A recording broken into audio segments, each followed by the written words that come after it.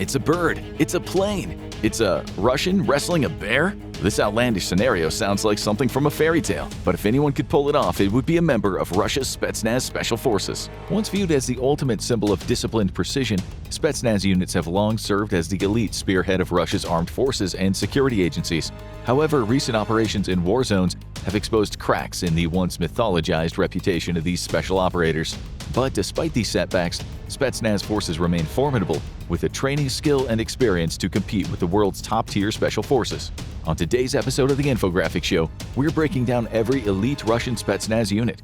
Number 7. GRU Spetznaz, Main Directorate of the General Staff. Spetznaz, meaning for special purposes, refers to all specialized units within Russia's military, law enforcement, and intelligence services. Although the term dates back to before World War I, the first official Spetznaz units were created under Stalin after World War II, originally operating under the GRU, Military Intelligence, and FSB, Security Service. Today, we'll begin our breakdown with the GRU Spetznaz, Russia's creme de la creme of elite special forces. Born in the crucible of the Cold War, GRU Spetznaz emerged as a specialized branch of Soviet military intelligence. Tasked with operating deep behind enemy lines, these elite troops were rigorously trained in reconnaissance, sabotage, and disruption, designed to be a force akin, at least on paper, to the U.S. Army's Delta Force and Navy's SEAL Team 6. From their early days, GRU Spetznaz faced a multitude of challenges. Organized into special-purpose brigades and assigned to various military districts, they gained invaluable experience through operations in Afghanistan,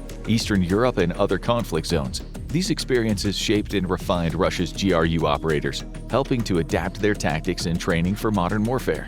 The training regimen for the GRU Spetznaz is as relentless as the Russian winter.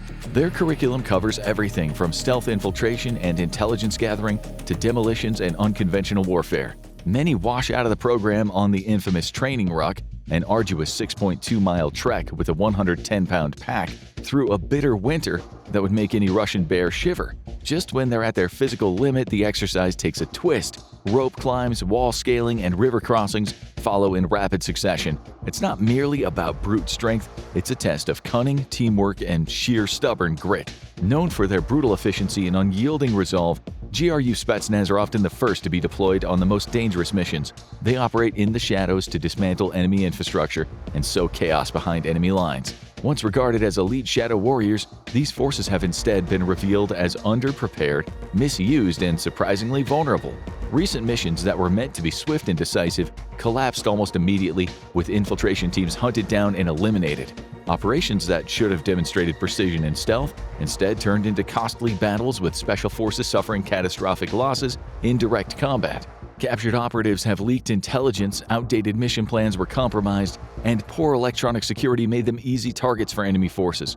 Once feared as ghosts of the battlefield, these special units have been forced into the harsh light of reality, not as untouchable warriors, but as soldiers struggling to adapt in modern warfare. Number 6. VDV Spetznaz, Airborne Forces. Implicated in many of these recent failures, the VDV branch of the Spetznaz looks to the past to reminisce on far more heroic deeds. Need an example? February 2000, Chechnya.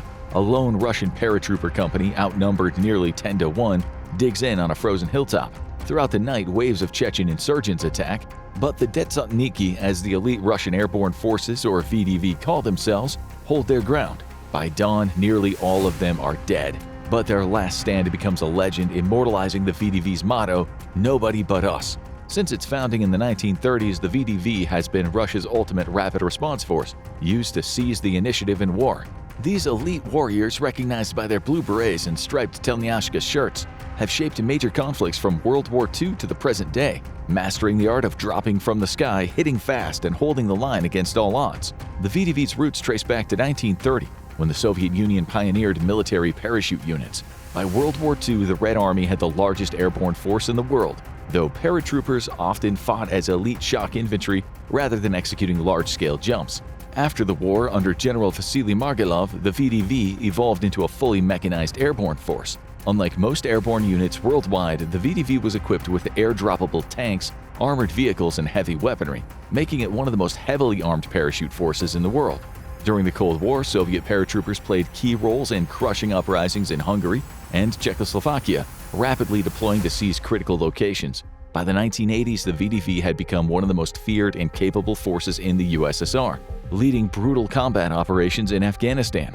When the Soviet Union collapsed in 1991, Russia retained the strongest airborne divisions, which became the modern VDV. In the chaotic wars of Chechnya, they cemented their reputation for relentless fighting in urban and mountain warfare. The VDV is Russia's rapid deployment spearhead, falling directly under the General Staff's command. VDV soldiers undergo some of the toughest training in the Russian military, with an emphasis on physical endurance, close-quarters combat, parachuting, and mechanized warfare. In 2020 alone, they conducted over 170,000 parachute jumps, often dropping not just personnel but heavy armor and artillery as well. Unlike US or NATO airborne units, which rely on infantry mobility, Russia's VDV deploys with its own light tanks and vehicles, making them self-sufficient from the moment they land. These vehicles, delivered by IL-76 transport aircraft, allow the VDV to fight immediately upon landing, giving them an advantage over lightly equipped airborne units in other countries. Unlike regular infantry, paratroopers are trained to strike first, often behind enemy lines, to seize airfields, bridges, and key infrastructure before heavier forces arrive. While Russia's Spetsnaz units specialize in small covert operations, the VDV is the heavyweight force, capable of parachuting entire battalions of troops and armored vehicles to establish strongholds. Number 5. Naval Spetsnaz, Russian Naval Infantry.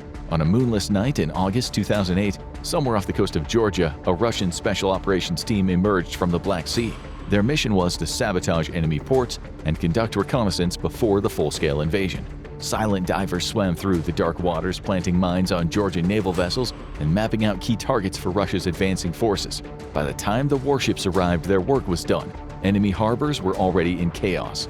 This was a job for Russia's Naval Spetsnaz, an elite and highly secretive force specializing in covert amphibious warfare, sabotage, and reconnaissance. Trained to operate in water, air, and on land, these underwater commandos are Russia's answer to the U.S. Navy SEALs, but with a legacy rooted deep in the Cold War. Their origins stretch even further back. Naval special forces in Russia trace their roots to World War II, when Soviet combat swimmers conducted combat operation and demolitions, as well as rescue missions. However, it was during the Cold War that Naval Spetsnaz became a true strategic force. The Soviet Union, recognizing the growing role of special operations in modern warfare, formally established Naval Spetsnaz units in the 1950s under the command of the Soviet Navy. They trained extensively in sabotage diving, stealth landings, and underwater demolition. During the Cold War, Naval Spetsnaz trained for global warfare scenarios, preparing to disable Western fleets, infiltrate NATO ports, and attack key maritime infrastructure. Their missions were top secret, and little was known about them outside the Soviet Union. By the 1980s, they had developed mini-submarines, underwater scooters, and advanced sabotage techniques similar to Western naval special forces like SEAL Team 6 and Italy's Komsubin. After the fall of the Soviet Union in 1991, Naval Spetsnaz suffered funding cuts and disorganization. Some units were disbanded, and their specialized skills nearly faded. However, by the 2000s, with Russia's renewed military modernization, Naval Spetsnaz was revitalized, expanded, and re-equipped, emerging once again as a world-class force. Unlike their airborne VDV counterparts, Naval Spetsnaz excels in stealth and precision, often operating in small, elite teams. In the event of a war with NATO or another adversary, their role would be to cripple enemy naval forces before the first shots are fired. This includes blowing up warships, disrupting supply chains, and securing strategic beachheads. Becoming a Naval Spetsnaz operator is one of the toughest challenges in the Russian military. Candidates are drawn from the Russian Navy and Marine Corps, undergoing brutal selection trials before joining their assigned fleet-based special operations brigades. Their training includes underwater demolitions, parachute and halo or high-altitude low-opening jumps, cold water survival, especially for the Arctic-based Northern Fleet Spetsnaz, reconnaissance and sabotage tactics for infiltrating enemy ports. It helps to be proficient with an array of underwater weapons, including the APS underwater rifle and the SPP-1 underwater pistol.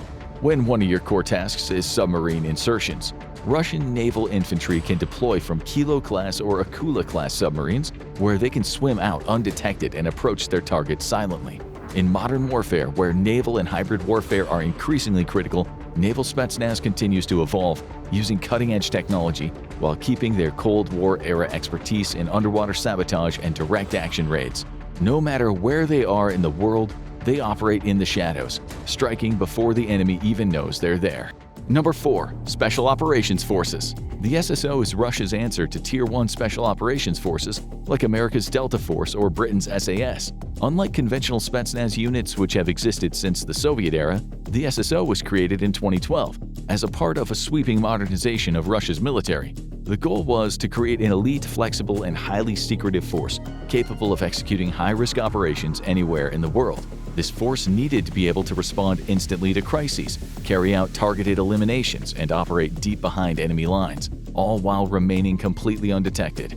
From the moment they enter training, SSO candidates endure a grueling selection process that weeds out all but the absolute best. The process is as much psychological as it is physical. It's designed to create operators who can function alone, without orders, under the most extreme conditions.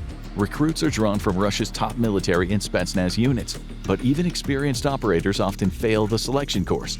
Those who make it through master an array of lethal skills: direct action assaults, counterterrorism, sabotage, intelligence gathering, sniper operations, and electronic warfare.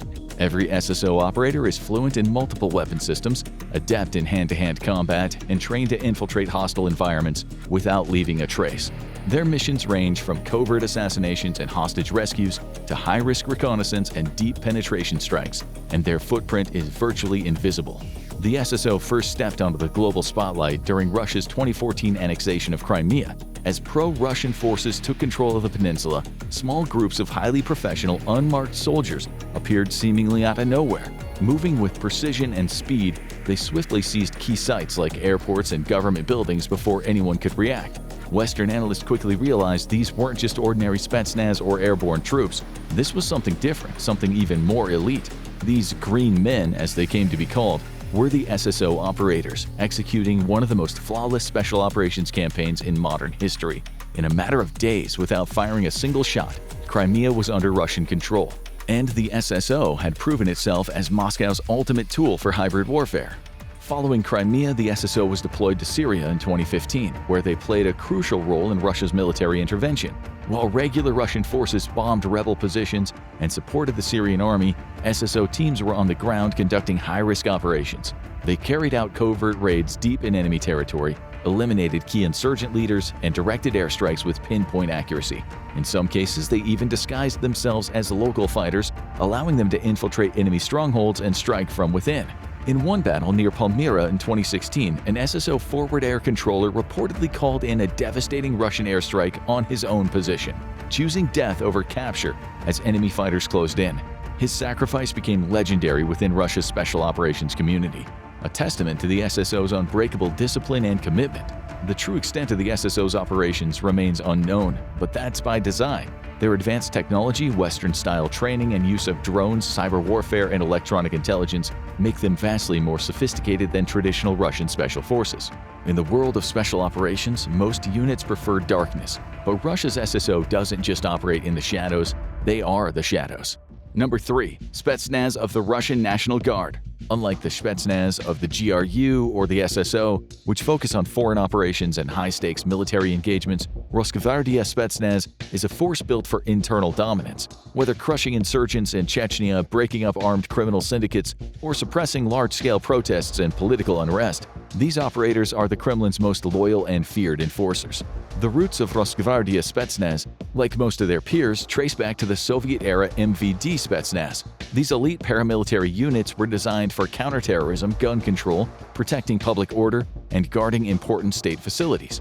These units saw their most brutal tests in the Chechen wars of the 90s and early 2000s, when they became infamous for their relentless urban warfare tactics. Special police forces like OMON and SOBR, alongside military-style Spetsnaz units, carried out a brutal counterinsurgency against Chechen rebels. They stormed safe houses, hunted down separatist leaders, and engaged in fierce street battles. At the time, Rosgvardia Spetsnaz specialized in close-quarters combat, urban sieges, and direct-action raids. In 2016, these units were reorganized under the newly created Rosgvardia, or National Guard, a personal force answerable directly to Vladimir Putin. The restructuring removed them from the traditional military chain of command, ensuring that they would operate with more autonomy and less oversight. While officially described as a national security force, in practice, Rosgvardia serves as an elite militarized police force, one with Spetsnaz units that rival any special operations group in the world. Their elite operators are drawn from former GRU Spetznaz, elite OMON officers, and hardened SOBR veterans, creating a hybrid force that blends paramilitary policing with military-style special forces tactics.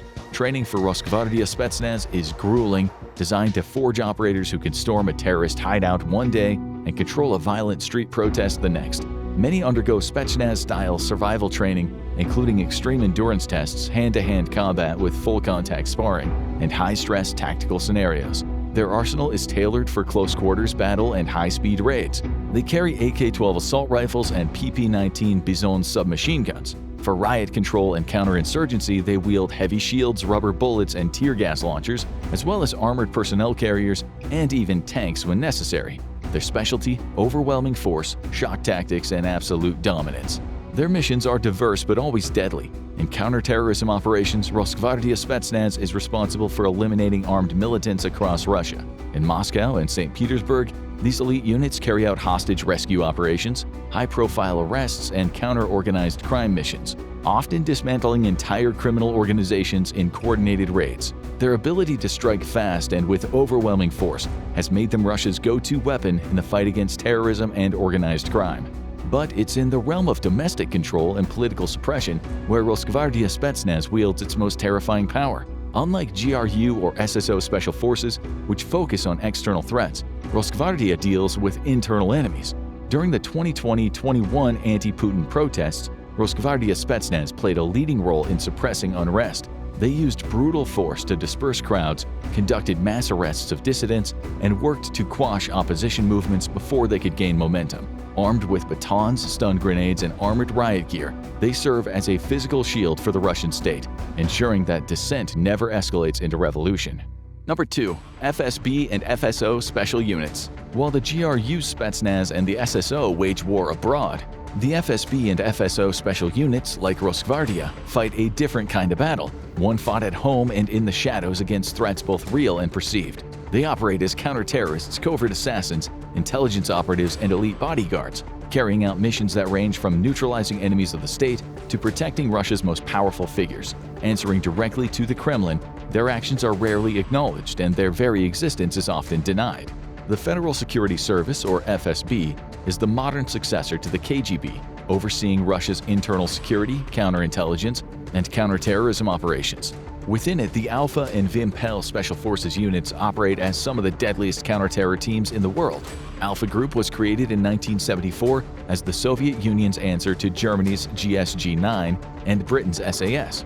It's a hard-hitting, no-compromise strike team specializing in hostage rescues and high-risk raids. In the dying days of the USSR, Alpha operators were deployed to suppress uprisings, storm hijacked planes, and crush anti-Soviet resistance movements. When the Soviet Union collapsed, the unit's role shifted, but its ruthless efficiency remained unchanged.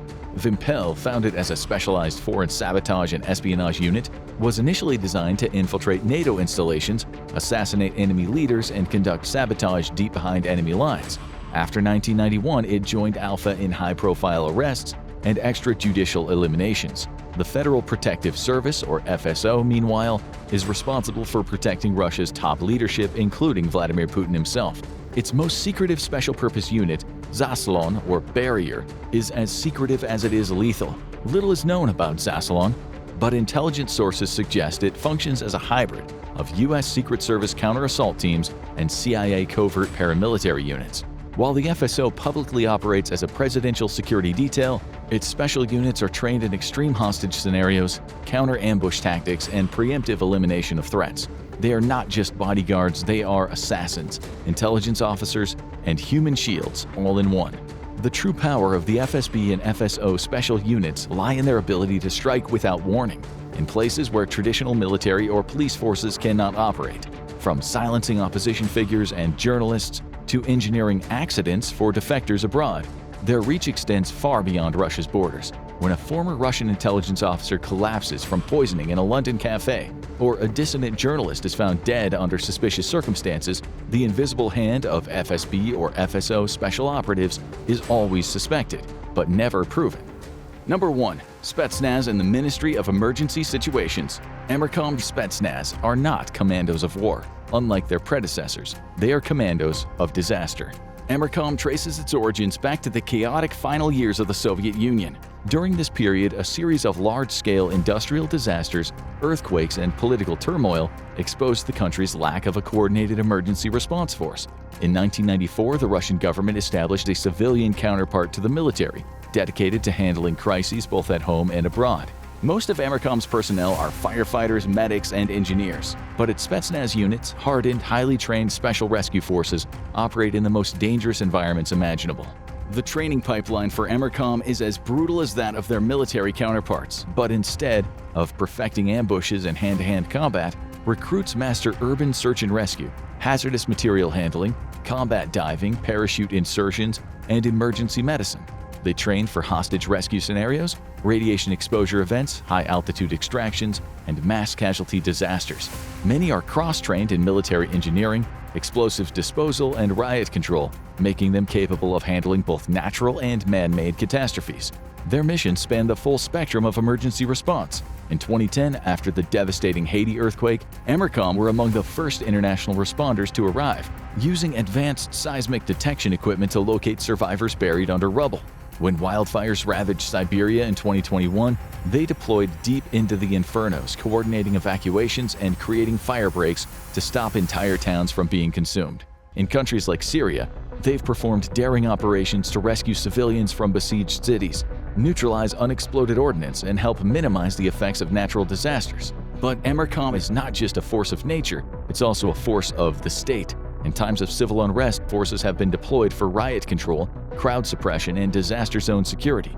Their presence ensures that emergency situations remain firmly under government control. Beyond crisis management, EMERCOM's expertise in biological and chemical threats has made them a key asset in pandemic responses and counter-WMD operations. Whether responding to earthquakes, floods, nuclear disasters, or terrorist attacks, EMERCOM are Russia's first responders when the unthinkable happens. They are not just rescue workers, they are special forces operators trained to battle chaos itself. Where others see devastation, they see their mission. Where others hesitate, they act. When all else fails, they do not. Which branch of Russia's Spetsnaz would you deploy on a high-stakes operation? How do you think they stack up against the world's best? Let us know in the comments. Now go check out America's elite counterterrorism task force, Delta Force, or click on this video instead.